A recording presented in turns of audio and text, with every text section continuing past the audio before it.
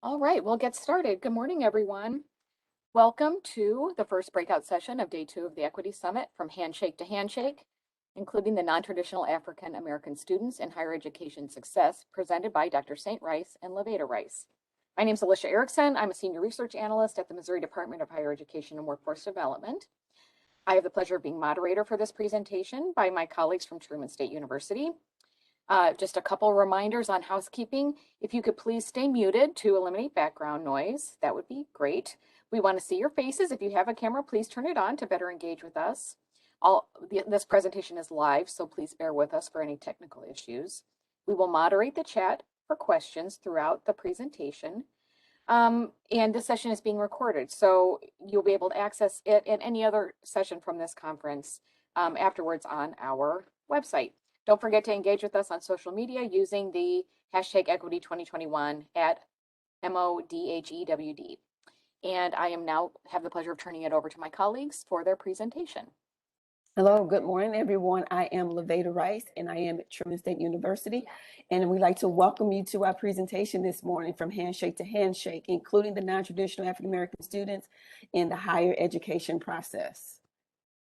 So good morning, everyone. Again, I am Dr. St. Rice, and we're happy to be here today, and we're excited about being able to share with you our research. And so just to kind of lay the foundation, what we're presenting to you has a combination of the research that you see out there referring to non-traditional students as well as African American students, our professional experience as working directly with this population of students, our personal lived experience as being non-traditional students, and then finally our personal research, which is what we do.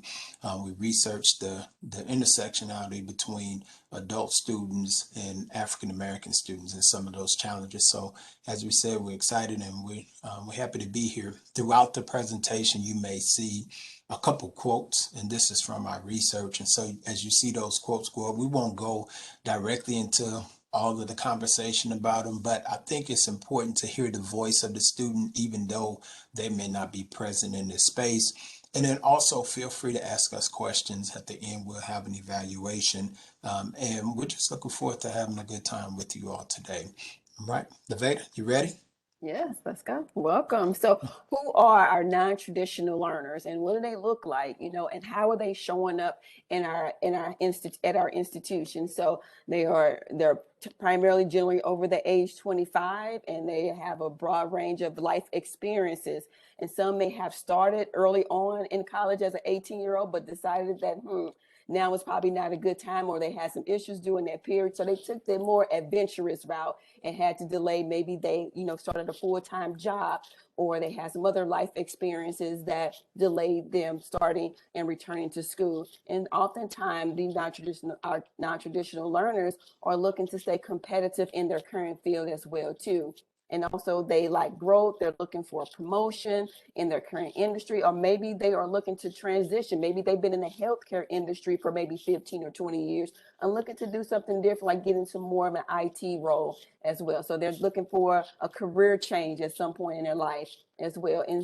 And also our non-traditional learners, they're looking for results and they're looking for empowerment as well too. And they are ready to complete those degrees like today, if possible. So those are who are the population of our non-traditional learners and who they look like and who they are today.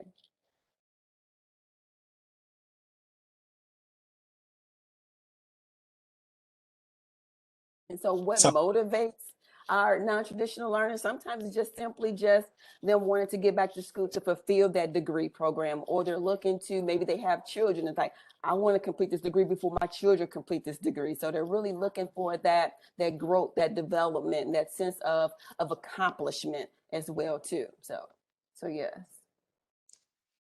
What does non-traditional students want? And so as you can see here, we won't dare try to cover everything on our slides, because there are quite a bit of information, but we want to make sure that we gave a really good sense of what the non-traditional students want. Something that's really important is that they're looking for a sense of equality, a sense of belonging and inclusion. And we know that non-traditional students have competing obligations. We know that they're not necessarily on the campus as our traditional students are, but they still want to feel like they belong. They want to feel like they're a part of the institution, a part of the academy. Of course, we know that they want a quality and reputable education. And sometime we've seen this happen sometime with our for-profit schools and some other schools, that the quality of the education was not enough to help them be able to move into the next stage of their life or be able to accomplish those personal goals.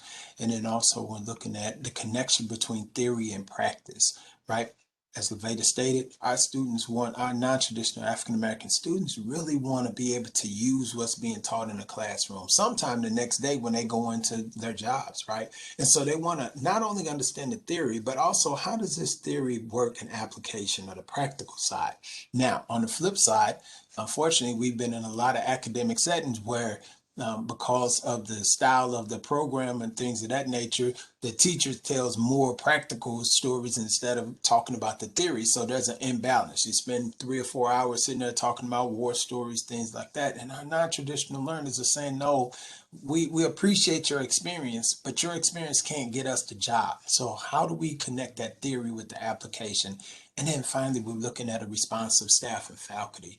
And it's important because realizing that the challenges that our non-traditional and our African American students are having, and you put the two together, those issues, those challenges are compiled. So we want to be responsive to those issues. We want to be present and be able to help them walk through and get from one stage of their academic journey to the next.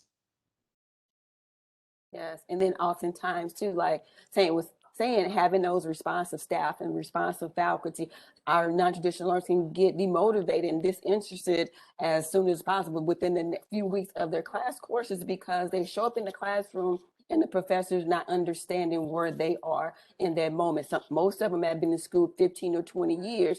And so, and having a professor to learn, to understand the learning style of that non-traditional student, why they show up, what their purpose for showing up for that particular class in the first place. So we definitely have to be in the mindset and the mind frame to keep our non-traditional learners engaged, motivated, and interested in that coursework. One thing I want to add with that, LaVada, and you made a great point when it talks about our non-traditional students. Remember, we think that sometimes because they're now adults that their K through 12 experiences aren't present, right? And so many of them did not persist and go directly into higher education, go to college, was because they did not think that they were capable of completing it. They didn't feel like they were adequate enough or had the academic skill to be able to do it. And so they experienced learning environments that demotivated them toward education. And so when they come into these spaces, it's important that we recognize some of the challenges that they carried through their K through 12 and really try to do our best to avoid those. People say, why handshake the handshake? Why'd you call it this?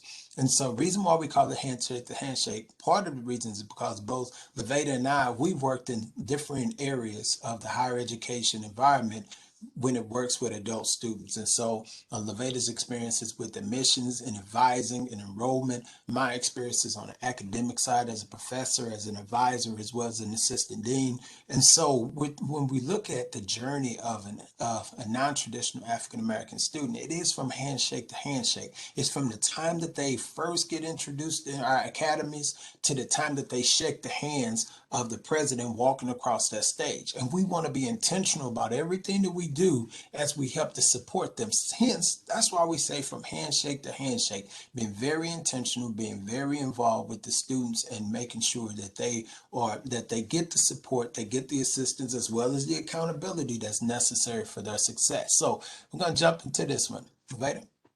Exactly. Thank you, Saint, for sharing that. So definitely when our non-traditional students show up in our academies, in our offices, in our institution, that we give them that first handshake, like welcome and come on in. And so this model is how to include our African-American non-traditional learners. This model is interrelated when involving African-American students, adult learners, into our spaces. And it's a blend of admissions, advising, acclimation, and advocacy. All of these areas working together when we're having those conversations and getting our non-traditional students to show up and not have that fear or that anxiety about returning to school. Oh, I'm 40, 50 years old and I need to finish my degree. You come to the right place. I'm that same person. So I understand where you are as a non-traditional learner as well. So it is important to hear and observe the student, taking that time out to have and to build effective and efficient communication and build that partnership with the student first. Let them know that, hey, I'm here to support you. I'm here to partner with you on this journey. I understand I sat on that other side of the seat with you at some point in my career pathway as well. And also keep in mind that not all non-traditional learners are created equal. They all come in with different stories and different backgrounds. Some of them may be transfer students as well too, having already accumulated a number of credit hours as well. And so we have that conversation up front throughout the admissions process. And this also helps them to get acclimated to higher education as well. And so we're giving appropriate attention to detail to the individual student, not comparing them to other students, because like I said, we're not all created equal. And another thing about including and involving our African American students is that transparency piece. We have to be transparent about our programming, about the services that we provide, our supports, all the resources that we have, and sharing our testimony as well too with the students, and being knowledgeable about the resources that we have internally as well as externally. Okay. And then there's also that piece of advising, and that's another part of the acclimation process as well too. And so we use a mix of the advising and intrusive advising, which consists of being proactive with our students and interacting with students as well too, taking an active concern in their academic preparation and getting them ready. Say, here is the outline. If you're interested in business management, how can this business management degree help you not only now in your future where you are today, but what about 3 to 5 years from now? Taking a look at that and approaching this, a willingness to assist students in exploring the services and the programs to improve their skills. Is it really necessary for you to take this art class? How is this art class really going to help you and succeed? It may be good to rehab the relax because you need the credit hour to fulfill a gen ed requirement, and take a look at the purpose, what's intended for that class as well, because we could still learn something from an art class that we never known before. And so, and being intrusive about it, asking those, challenging questions and purposeful questions as well too. And then we use another part of developmental advising. It's a rational process in which both the student and the advisor or the admissions counselor share the responsibility for both the nature of the advising relationship and the quality of the experience, a process in which the advising relationship is vital to the success of that student in higher education. Okay, we focusing in on the whole student, their current situations, their future goals, their environmental and interpersonal interactions as well, really getting to know the student and on a more of a holistic approach and not prescriptive. Okay, so let's keep that in mind when we are advising students in developmental, because they haven't been in school like 15 to 20 years. So we have to keep that in mind and to help them to know that we're here to support you. We're here to provide for you. And we're here to grow with you as well too in all of those areas. And then take a more of an appreciative advising approach as well to where we're intentional about collaborating with our practices, asking no positive, open-ended questions, helping the student to optimize their educational experiences, helping them to achieve their dreams, their goals, and looking at some potentials that they not even probably recognize within themselves as well too. So we want to make the spaces welcoming and inviting, making them safe, also helping students to discover who they are as students as well too, looking at their strengths, their skills, their abilities, what they do, what they've already accumulated throughout the course of their career pathway, helping students to see the dream, the bigger picture, their hopes, so maybe they're doing this because they want to do it for their children, they want to do it for for self-accomplishment. They wanted to do it for upward mobility. You just really need to have that conversation and really kind of learn that student and where they are, their needs, and what they're looking to accomplish futuristically, and deliver, and that's the part where the advisor and the student connect. And we have a plan in place. We're focusing in on that plan, on that design plan, that degree plan, whatever that plan may be, even after they graduate as well too. Looking at that futuristic plan with our students and encouraging them and being that great support for our non-traditional learners as well. And then lastly, don't settle, and don't settle for just, I'm just going to do this and get by. I want to be able to say, yes, even at 40, 35, 40 years old, you can graduate with honors. So let's set the expectation that to graduate with honors, and we have the resources available for you to succeed and to get you there. So that way you can have that proud moment, sharing it with your family as well too. And then for advocacy part in relation to admissions and advising, encourage the students to advocate for themselves, to ask those hard questions, that questions like, like I really just do not understand the financial aid process. That's what we're here for, to be available, to have those resources available, financial aid education, what we offer on an institution, the workshops, the seminars, letting students know that they have access to all the amenities that our traditional students have access to as well. Okay, the writing center, the library as well too. Establishing those networks and those connections, those study lounges or study groups that we may offer on campuses as well. And if they want to just partner with non-traditional students and like-minded individuals as well too, hey, set up that study lounge, where you all can collaborate and network as well. And then also taking academic ownership of the entire process while they're there. So I'm here to partner with you. Here is the plan. Here's the formula. Let's work on this together. Let's guide, and I can help guide and navigate you through the processes and show you what it looks like to take ownership. I'm your academic business partner. When you go into a business partnership, I'm here with you academic. I'm not trying to sell you anything. This is a partnership. This is a relationship where we want to see students succeed because they showed up here for a purpose. They're just not here randomly. I just want to get a degree because I just want to go back to school. Students, non-traditional learners show up for a purpose, and they are determined to get through that purpose as well. So learn the course requirements. I encourage students to learn the course requirements and what that plan looks like. That degree program, is it really going to fit into the scope of what you ultimately want to achieve? Okay, advocate for transfer courses as well too, because quite a few times our non-traditional come in with transfer credit hours, and it's like, okay, I've taken that class maybe 3 or 5 years ago. Why would I need to take that same class again this time around? So advocate in that way. As the advisor, I can advocate with you, with the student as well too. Yeah, if it's been like maybe 10 years ago when they've taken that English 101, times have changed since then. So you may want to take a refresher class in that English 101 just to help them get acclimated to getting back into the process of going back to school, taking the class, studying, writing. Their writing habits may have changed 15 or 20 years ago. The MLA format, the APA format has changed significantly, as we all in higher education know. We get an edition every 10 years. So yeah, definitely encouraging students to take accountability and take action in their education process as well too. And so we're here, like I said before, we are so here to partner with our non-traditional students and help them navigate through this process, because if it's been a long time, it can be a very scary place and high anxiety, because do I have to sit in the classroom with a bunch of 18-year-olds? It's possible because they don't take that traditional route sometimes as well. So they transition into a more of a flexible school schedule that fits their needs at the time as well. Because they're at 18, we'll be surprised at the number of 18-year-olds that are dealing with adult challenges as well too. So that's how we can include our African American non-traditional learners in this higher education process, partnering with our students. Also, so the other side of this story, when we have the students in the program, right? And so from an academic side of the story, it's important that the students have positive relationship with the professor, right? We've seen that the research says that many times when students hit that wall, our non-traditional students or our traditional students, quite honestly, when they hit that wall, it's the relationship that they have with the professor or someone on the campus that really helps them to get through that challenging period. And so those positive relationships are critical.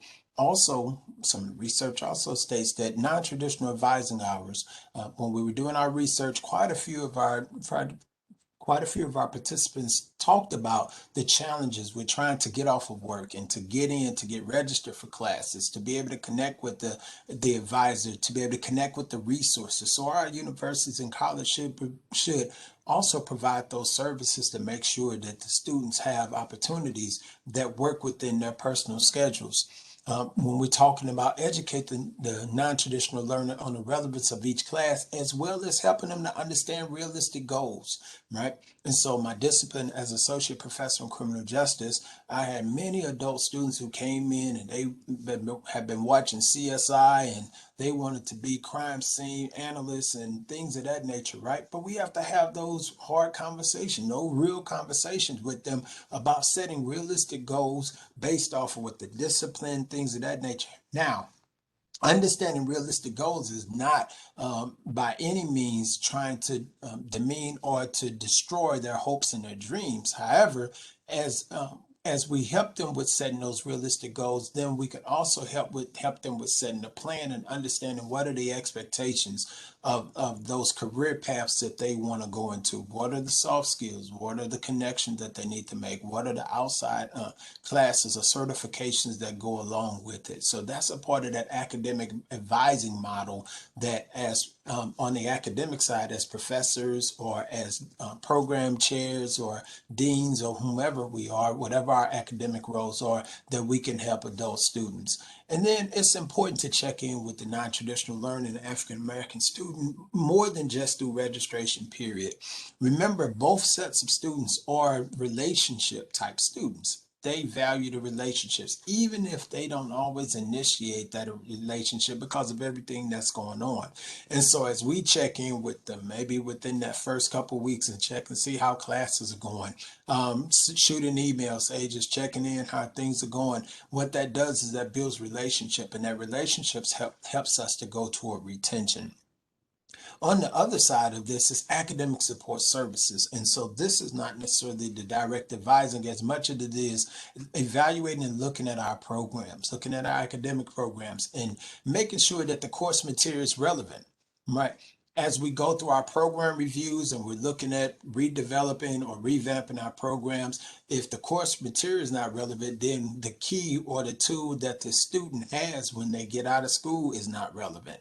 How do we make it relevant? We include things such as academic advising council. So building in, going out into the community, connecting with the discipline specialists, the different organizations, things of that nature, and helping them to understand, okay, is what we're offering our students, is it relevant? Is it going to help them open up doors? Also, talking about our instructor pedagogy and the difference between pedagogy and andragogy, because we know that most of the time we as academians, we're trained, we kind of present a particular way, but understanding the learning styles, understanding how the andragogical model may work better for our adult students because they're bringing in all this experience, they're bringing in all this understanding, knowledge, and things of that nature. Also, not just their life experience, but cultural experiences, things of that nature. And how do we incorporate that into our classroom, which helps with the learning process, which also goes to retention and success.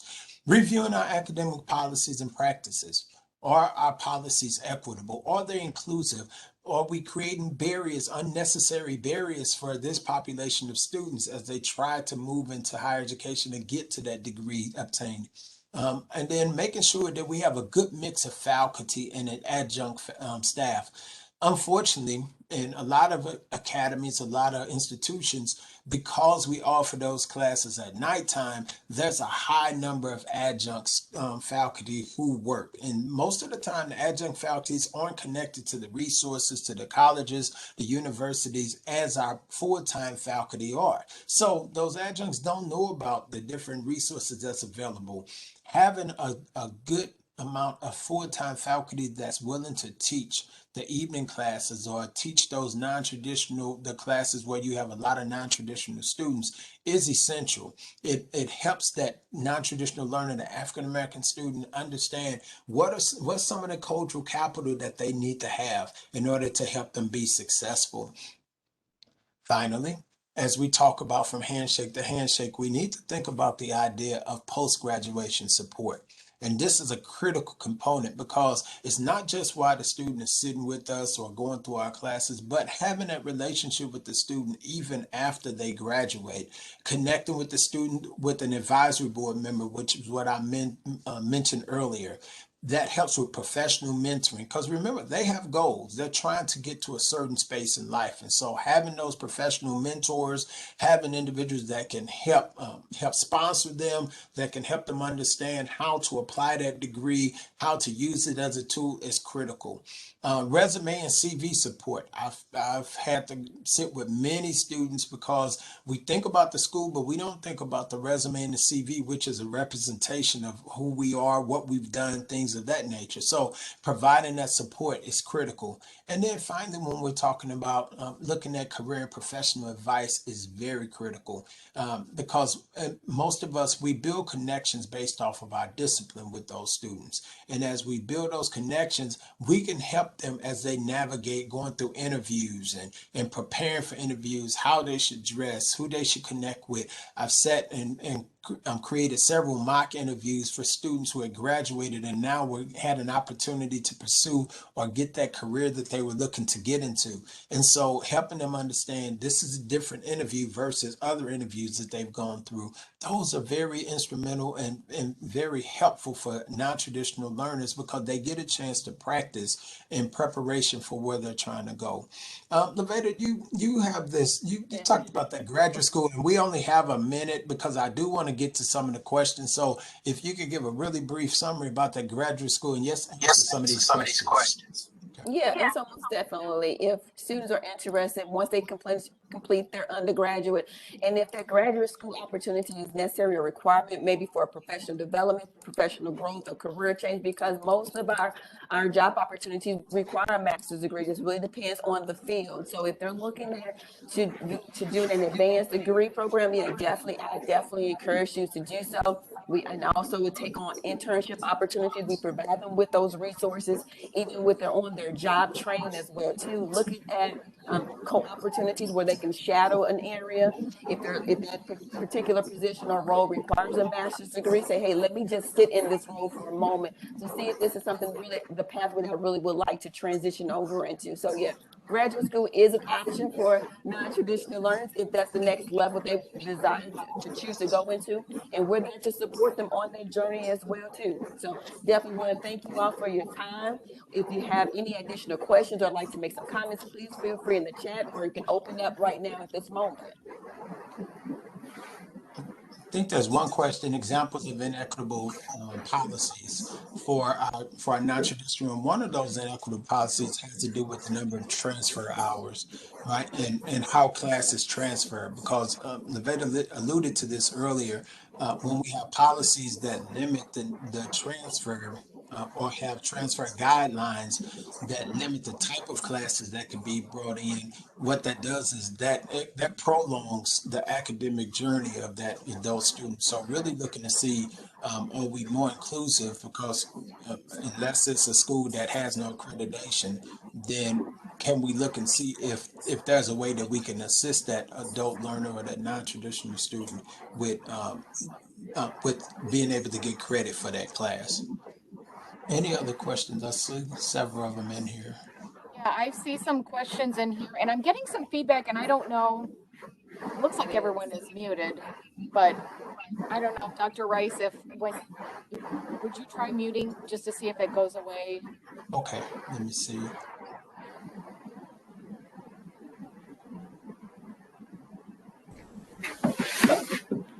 That might have, I don't know. That might have been it. Maybe we'll just, when you answer, we come off mute. Okay, I have several. There are several questions. Would you recommend professors do intrusive advising before there are problems? Yes, most definitely. And I believe I stated in their response, it demonstrates a sense of care for the goals and purposes of their student.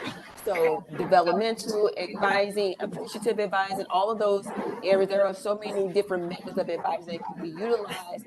And also really depends on the student as well too, because when we have military students, they're not going to share. They just want to get through the courses and, hey, just show me the program, give me my schedule, and go through. But then there's still a way to even be intrusive with military students as well too. Say, here, we're here to support, because we know that you've been in a military mind frame, but here is where we do in the higher education process in the college or the university setting. And there's still a way to be intrusive without, even when you have that challenging student to work with as well too. So yes, most definitely advisors, staff to be intrusive. And like I said, it just demonstrates that sense of care for the purpose and the goals of that student, of those students. Okay, and there was a follow-up question to that. You don't want to create a stereotype threat by noting that they are non-traditional learners.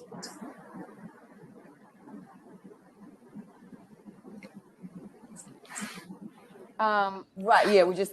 Yeah, look at everyone as a student. I'm still a student as well too. I'm still learning as well. And one of the things that I had noticed in the setting is that where a professor would call them kids. I'm like, no, they're not children. They are adults, just like you and I, and some of them are working in the same field that they're working in currently. So yeah, so making sure that we let professors know that these are not children. They're adults. They're not kids. They're showing up to the classroom as adults and making sure we know how to address that most definitely. So we definitely want to minimize the stereotypes as well too. So non-traditional learners is what the common term used in higher education, but we're all adult students. We're all adult learners. Okay, and I think we have time for one more question. Can you provide some examples of inequitable to NTL course policies? Yeah, we did address that question as well too. Okay. Yeah, with the Thank transfer you. credits, and I hope everyone Oh, received oh that. yeah. So we Got want to that. thank John Hardy for his comment as well too. It's from Columbia College. Appreciate that. This was such a valuable session for me as an advisor. So Oh, thank you thank for you. that. Yes. All right. All right. Well, thank you. This session has been recorded and will be posted to our website, for our conference website, probably early next week.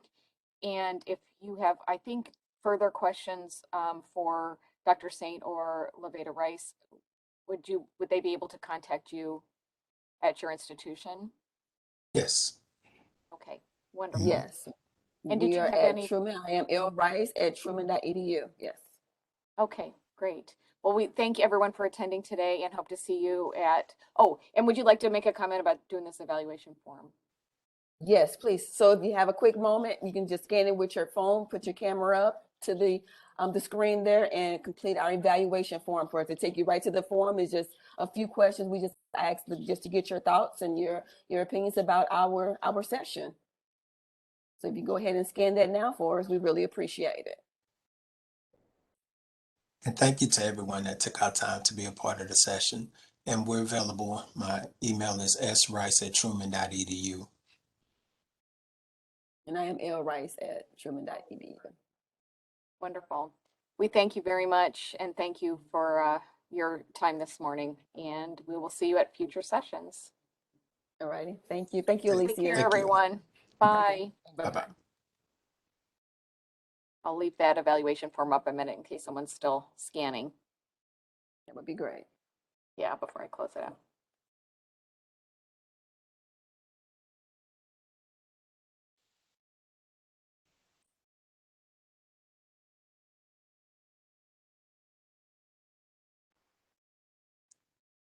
Take care.